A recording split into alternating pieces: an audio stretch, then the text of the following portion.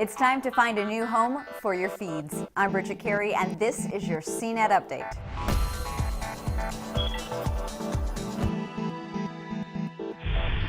There is outrage on the interwebs over news that Google Reader is being shut down in July.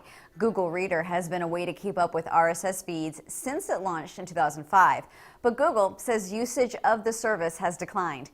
Well, people who use Reader are passionate. That's because in less than a day, more than 50,000 people have signed Change.org petitions to save Google Reader. Not sure if that will actually make a difference in Google's decision.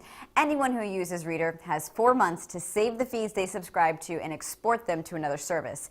We'll get to some of those Reader replacements in a minute. But first, Facebook is doing some spring cleaning to your timeline profile page. A redesigned timeline began slowly rolling out to users. Your status and main posts are on the right. Info about you and some activities such as photos and music sit on the left. Twitter also added a new feature. You can add line breaks in posts that are written on the main website. Although it's a win for people who tweet haikus, it also can be just annoying and ugly if people get carried away.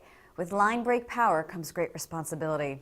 Netflix users can finally connect with Facebook. That is, if you want to reveal what you're watching with your Facebook friends. Nothing is automatically posted to Facebook. You can choose not to share a particular show or movie. Other countries have been able to do this for some time now, but it was prevented in the U.S. because of a 1988 federal law called the Video Privacy Protection Act. Congress just amended the video sharing law this year. This weekend, the premiere of the Angry Birds cartoon will fly into televisions. The cartoon for the popular game can be found on Comcast's Xfinity On Demand and Samsung Smart TVs. Roku and other set-top boxes will get the series later. And if you have the app, because at this point who doesn't, you can also watch the cartoons on the channel button that's found on the game's home screen. With Google Reader going away, it's time to find good replacements for your subscriptions so you don't miss a post. One you might like is Feedly. It's free on Android, iOS, and there's a plugin for Firefox and Chrome browsers.